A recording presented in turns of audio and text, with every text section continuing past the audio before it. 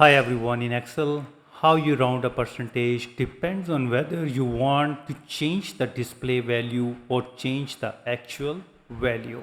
For example, if D3 cells contains a percentage, then you can round to the nearest whole percent. So for this you need to use the formula, put the equal sign, type round, open the bracket, select the cells, reference, comma, and to number digits, close the bracket, hit enter. Go to the home, click on the number and click on the percentage.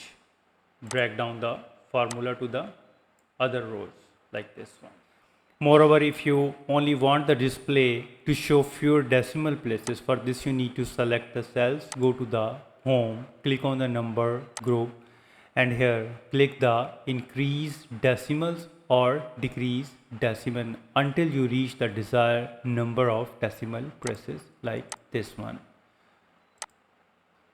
So this way you can round off percentage in Excel. If you think this video is helpful, please support my channel. Thanks for watching.